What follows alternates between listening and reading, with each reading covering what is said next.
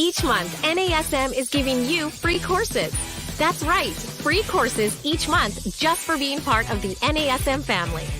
Learn about everything ranging from nutrition to strength, weight loss to stress relief, and everything in between. Click the link in the bio for information and to claim your free course before they're gone.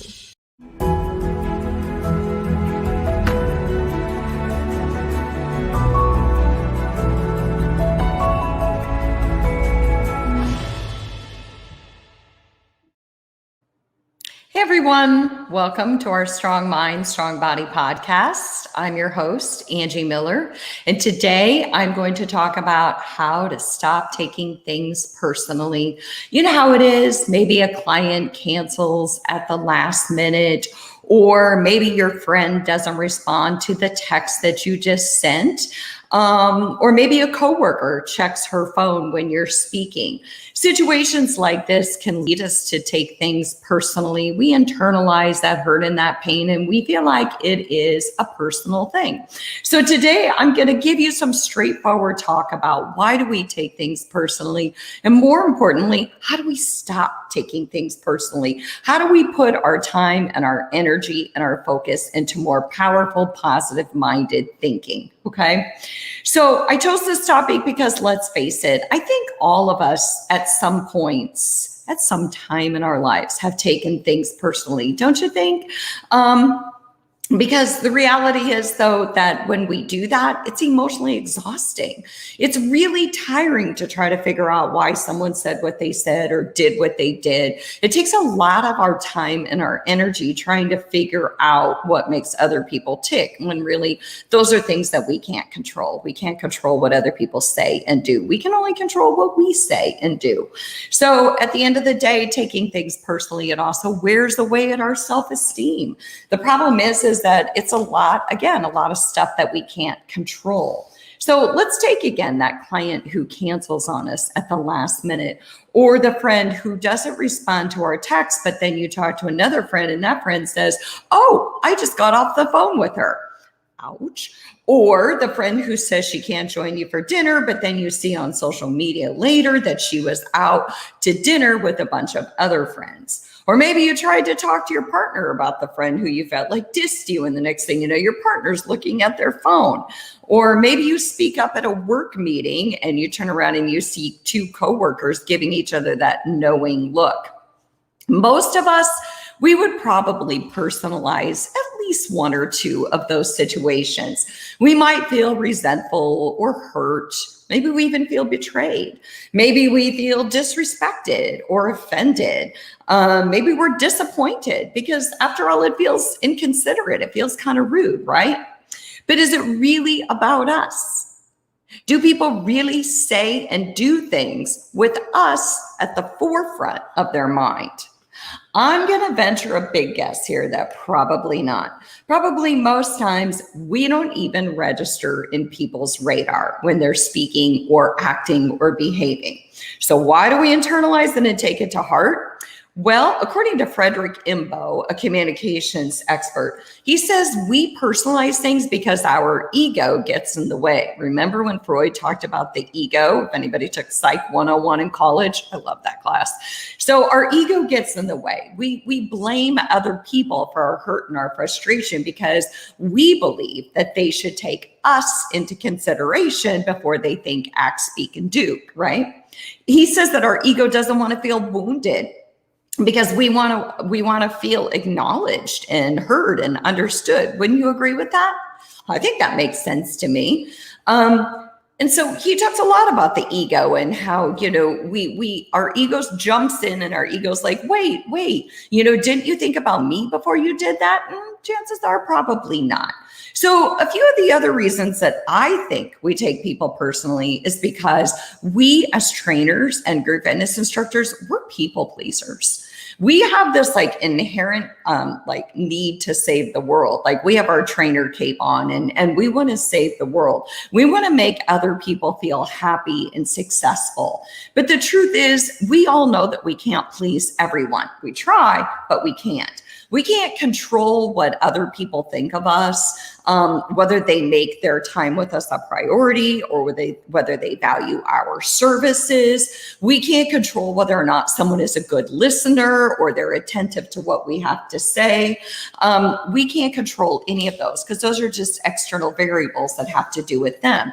And even when we strive to always kind of do the right thing, even when we give it our all, we're not always going to please everyone. And some people are just going to overlook our efforts.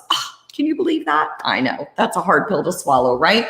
So we have to accept that we're doing our best. We are good people with good intentions and we're doing our best. And we just have to stay true to behaviors and words and actions that align with our values, not to impress anybody else, but just to stay true to what gets us out of bed in the morning. So again, I'm Angie Miller. This is our Strong Mind, Strong Body podcast, and I am talking about why do we take things personal? And I think that all of us at some point in our lives have taken a thing or two personally, something that someone said or done or a situation that's taken place. So another reason, because I'm starting with the whys, and I'm going to tell us how to stop. So another reason that I think we take people personal is because we assume that it's about us. And you're like, well, of course we do, because it is, isn't it? I mean, my friend who dissed me at dinner, wasn't that about me? But just as I mentioned about ego earlier, our ego believes that it is about us, but what if it really isn't? What if it has nothing to do with us at all? Maybe with our partner who checked their phone when we were talking to them about the friend that we thought dissed us, maybe he or she just got a really super important text message from their boss that they had been waiting for. Maybe the knowing look between our coworkers was actually like a, yes, I'm so glad she said that because we've been wanting to say that. Maybe they're on the same page and they are actually in our corner. So Frederick Imbo says that when we shift the focus from me, like that hurt me, why they do that to me, to we, then we can avoid taking things so personal. Because if we try to see the intention in other people, then we look at it from their perspective. We automatically broaden our lens. Because see, we only see the way that it impacts us. But if we broaden our lens and we look at their intention and we look at it instead of me, we, then we maybe gain more understanding instead of irritation.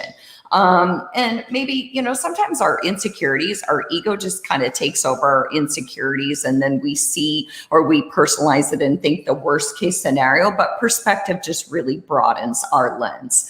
And not to mention, that friend who joined other friends for dinner or that client who cancels at the last minute, if that was for some reason a slight on their part, and if it wasn't, the knowing look wasn't a look like they were on our side, or the friend just, wanted to go out with that other group of friends because thought she would have more fun.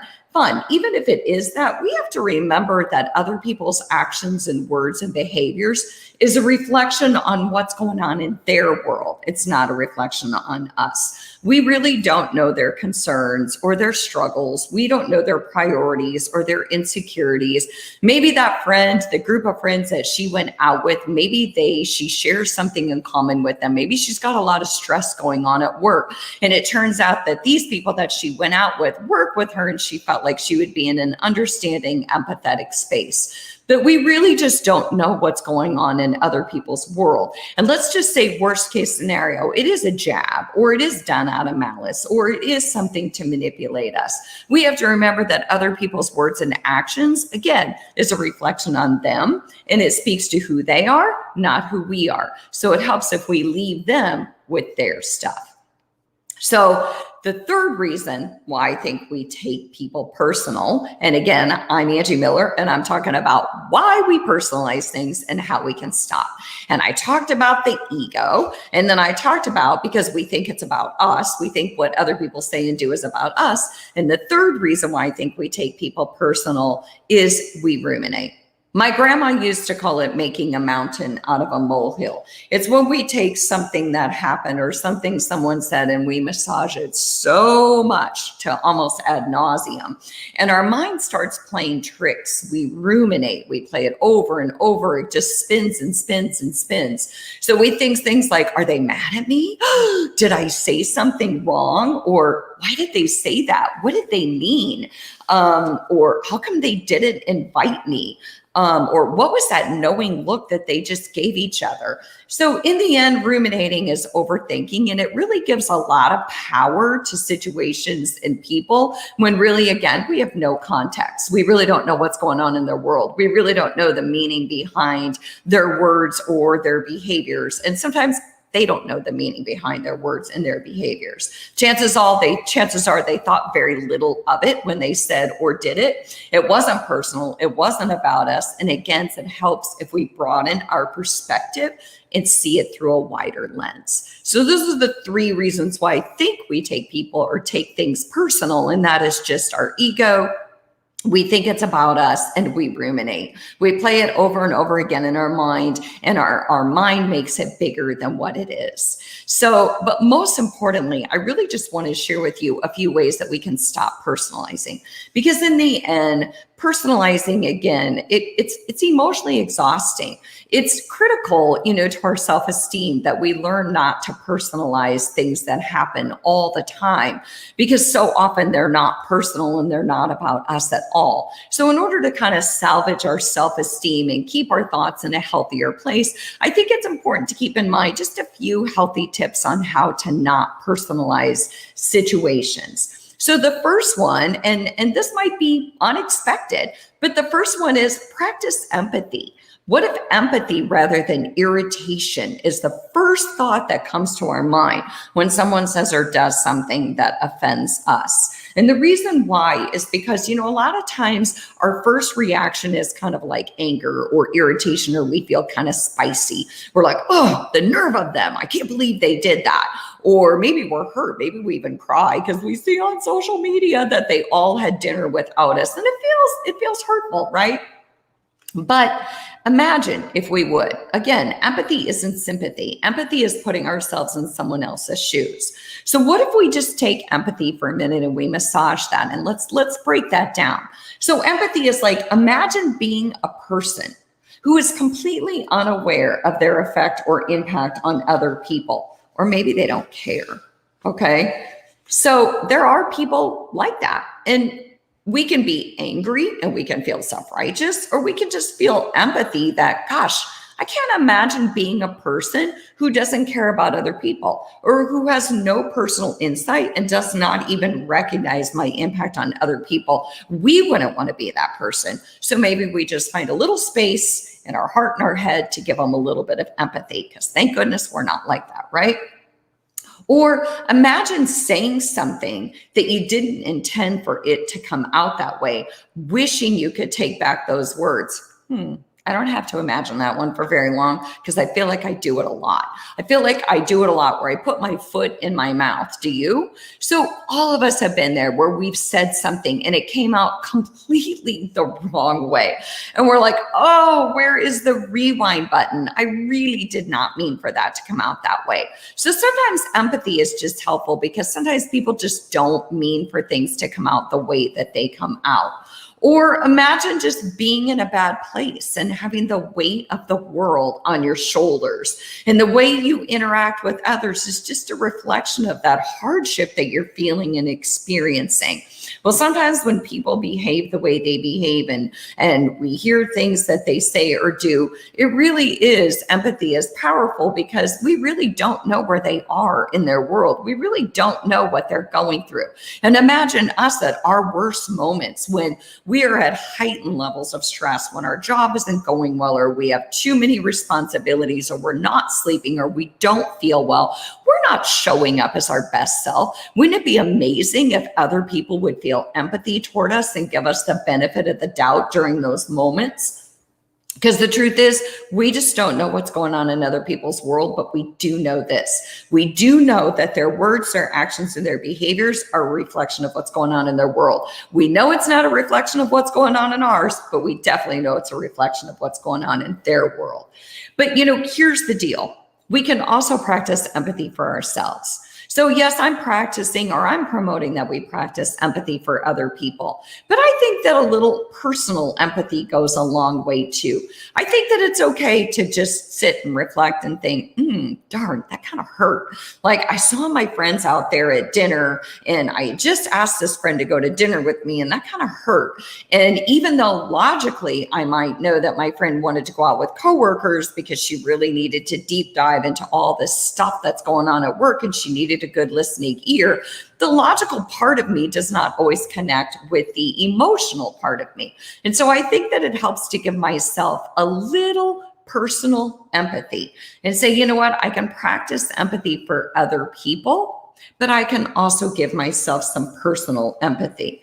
And, while I'm thinking to myself, that did hurt, and I have to acknowledge that, maybe tomorrow or the next day, I could go to my friend and I can admit that it kind of hurt. And I can be a little vulnerable and let my friend into that space and be honest, not to blame her or shame her, but to let her know, how I felt, and maybe give her a chance to explain, or maybe just, give her a chance to say, hey, you know what, Angie, I'm sorry. I bet that didn't feel good, but I want you to know it really wasn't about you at all. It was just about me needing to talk to my coworkers. So again, I'm Angie Miller, and I'm talking about why we take things personal. And I talked about 3 reasons why we do. And now I'm talking about some ways that we can stop.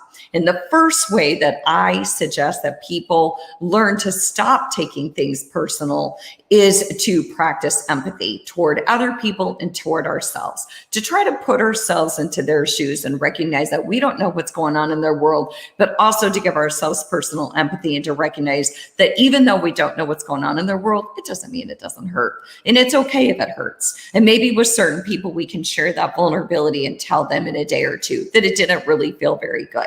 Okay. So the second way that I think that we can stop taking things personally is we can learn to leave some things behind. And I don't mean like, let it go, like woohoo. I don't mean it like that. I think that that's kind of an overused cliche. Oh, let it go. Said no one ever in a helpful way. It can come across as very kind of patronizing, right? But I'm saying that sometimes we attach personal meaning to situations that aren't personal, right? So like when our friend doesn't respond to our text, and then our other friend says that she just spoke to her, or our sister doesn't call us back, or our partner, feels like our partner's not listening. Sometimes we just have to let those things go and remember that everything isn't personal. Well, we hyper focus on those small nuances that people do without even really thinking about it, because sometimes, again, they're just not in our world, they're in their world. We get caught up and it erodes our positivity. We get caught up in thinking about all those smaller nuances of people's thoughts and behaviors and actions. Have you ever been driving and someone flips you off, or they unroll their window and they start yelling at you? Well, I have been. And you might be thinking, well, maybe you're just a bad driver. But yeah, it does kind of hurt. It makes me spicy. But sometimes I even take it personal. I'm like, was I driving badly? Did I forget to turn on my turn signal? And really, who says that that's just, not about the guy who flipped me off? And maybe he just had a fight with his partner, or maybe he's late for work and he's blaming traffic, and it just so happens I'm the car in front of him. So sometimes we just have to let those small things go, because that's a situation in a person that I just can't control. That guy in traffic doesn't know that I'm a good person. And quite frankly, he doesn't care if I'm a good person. He's just feeling spicy and he wants somebody to take it out on, right? So that's the kind of thing that I just have to let it go, or it's going to erode my positivity. That's the kind of thing when we let those small things build up at the end of the day, we're likely to be like, oh, I had a bad day. And then if we break it down, it might boil down to small things things like the dude who flipped us off that we don't even know. It's like, does that really deserve that much space? I don't think so. So at the end of the day, I try to remind myself to let those things go. I try to remind myself to practice empathy. What if he did just have a fight with his partner? He's just not in a good space. I've been there before. Have you? And then I try to use people like that as a reminder of the person that I don't want to be, right? I don't want to be that person. So why am I worried that he's that way? I have to remind myself next time I get frustrated in traffic not to be that guy. Okay. So again, I'm Angie Miller. I'm talking about why we personalize things and how we can stop. So I talked about practicing empathy, and then I talked about letting it go. And the third way that I think that we can refrain from personalizing things is to create distance. So if the top two don't work, if practicing empathy isn't working, if letting it go isn't working, how about creating distance between, put some time and some space between whatever it is that that person just said to you or whatever it is that just happened, right? So some people are high responders. If that guy would have flipped him off, their windows unrolled and they're flipping him off. And those are the two people that you see speeding down the highway, chasing each other, honking, almost creating, wreaking havoc on other people's lives because one person responded poorly. And so the other person, bit the hook and now they're responding poorly. So what if we just create distance between what just happened and the situation and our initial gut reaction, which is like, I can't stand people like that. What if we just put some time and space between it? Maybe we breathe. Maybe at the next stoplight, we just sit and breathe. And we remind ourselves that people only have as much power as we give them, right? People only have as much power as we give them. So how much power are we going to give to perfect strangers? Or how much power are we going to give to little things like my spouse checked his phone when I was talking to him, or my sister didn't call me back last night? Why deep dive into other people's muck? Because again, we don't know where they are in their world. So we can spend a lot of time and emotional energy on things that can't be unsaid or undone, or we can take our power back and we can determine, okay, this was said, this was done. What am I going to do in response? I'm going to salvage my dignity and self-respect. Is this something that is worth me picking up and discussing with this person? Or is this something that's just better left alone? And maybe I should just let it go. So if we don't know, if we can't find that empathy and we can't let it go, maybe we just create some distance and then we, come back to it later if we need to. And that is the fourth way that I want to talk to you about. And that is coming back later. So we create distance and now we decide whether or not we're going to come back to it.